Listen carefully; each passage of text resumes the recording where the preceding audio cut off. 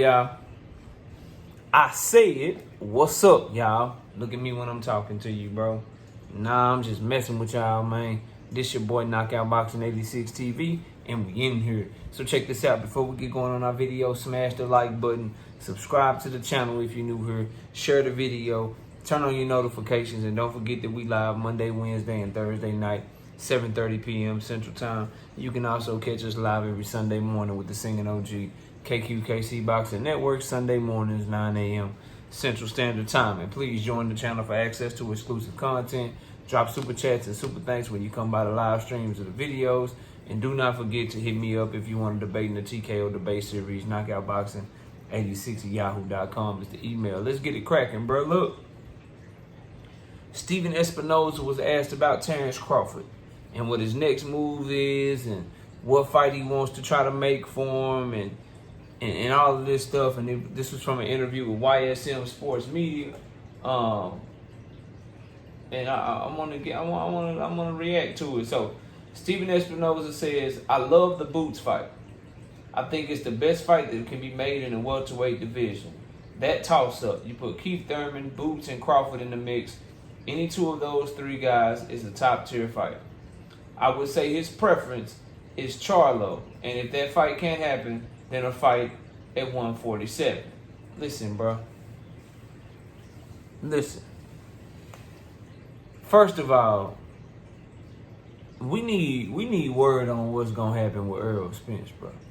Again, I would support whatever Earl Spence's decision is, but all these people asking these questions, all these people, you know what I'm saying, talking to these executives, acting like Earl ain't negotiate a rematch clause into his contract. Now, with that being said, I'd prefer to see Bud versus Boots versus Earl Spence and Terence Crawford Part 2.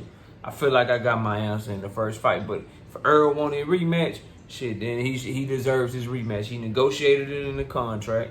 He got Bud Crawford his bag. It's time for Bud Crawford to return the favor and make sure that Earl can get his bag back, because Earl made the fight happen with him in the first goddamn place. And it's just negotiated in the contract. And if somebody got a rematch clause and they exercise that, all contracts, all shit you sign should be honored. So let me start by saying that. But to Stephen Espinoza's point about Terence Crawford and Jaron Boots and Keith Thurman, I don't know if Keith Thurman deserves to be considered on their level. Now, obviously, we know that he's far more accomplished than Jaron Boots and we know that he has a better resume than Jaron Boots and when you look at these two guys in their totality. However, if you look at Keith Thurman, 4 fights in the last 6 or 7 years, extremely inactive and just not relevant in terms of what he's done lately.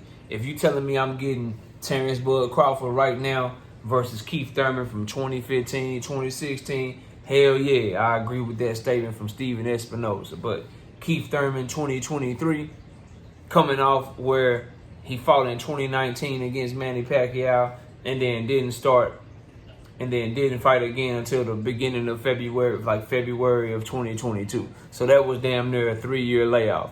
And then now, let's say it would be Bud Crawford versus Keith Thurman at 147. You got a Keith Thurman that fought summer of 2019, beginning of 2022, and then gonna fight Terence Crawford at the end of 2023. No thank you, bro. No thank you, bro. Like no thanks.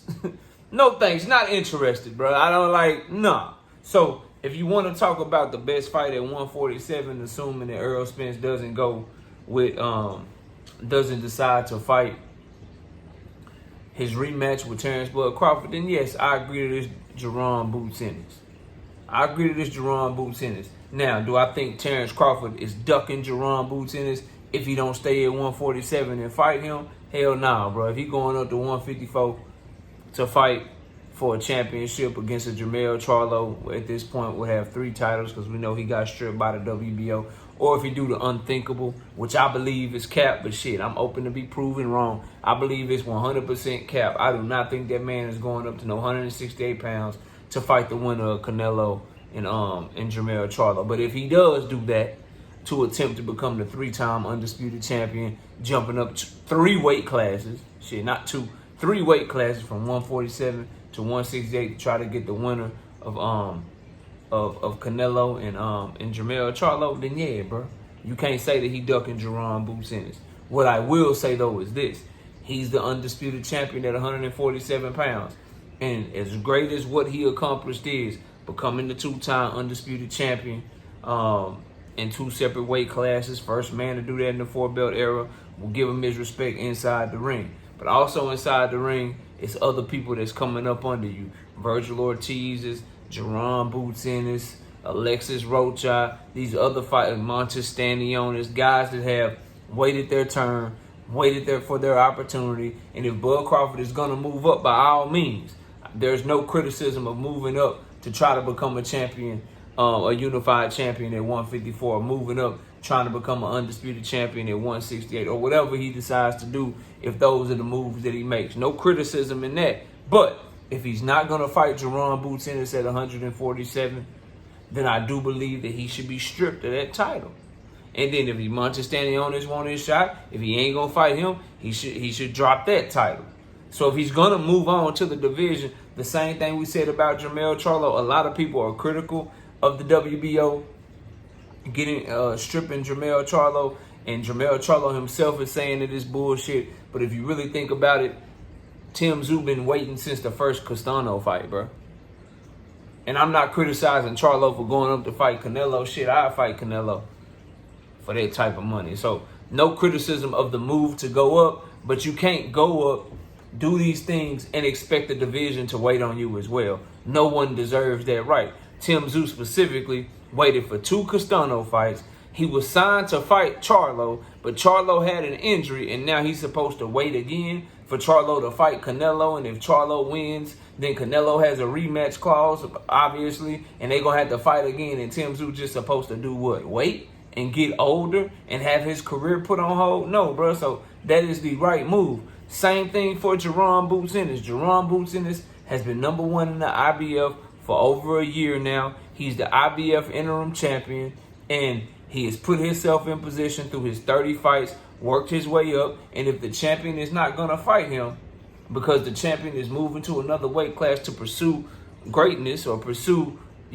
more greatness, then shit, he should have to vacate the belt so Jaron Boots Ennis can continue his career. Same shit we said about Jermell Charlo for y'all try to tell me I'm hating on Bud Crawford. Same thing I said about Devin Haney for y'all try to tell me I'm hating on Bud Crawford. Same thing I said about Canelo Alvarez before y'all try to tell me I'm hating on Bud Crawford. I said Canelo should have to fight David Benavidez. He shouldn't be allowed to go up making David Benavidez wait.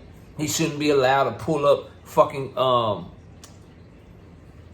Triple G making David Benavidez wait. Hell, while it's a great move for Charlo to go up and fight Canelo, they shouldn't be letting Canelo fight Jermell Charlo, a 154-pounder, when David Benavidez and David Morrell and all these guys is #1 in these sanctioning bodies have earned their shot. So we keep it very consistent.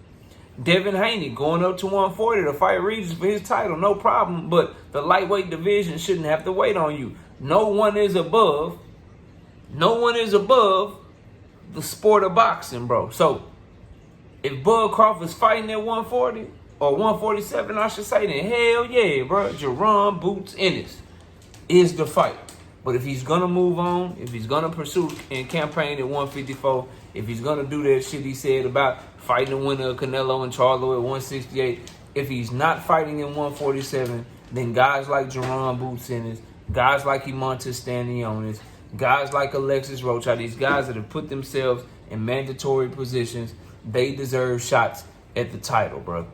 It just is what it is. You can say that he's earned the right to do whatever he want to do, and Devin Haney's earned the right, Canelo's earned the right, Jermell has earned, nobody has earned the right to do shit but fight the best. I don't know what type of fans y'all are, bro.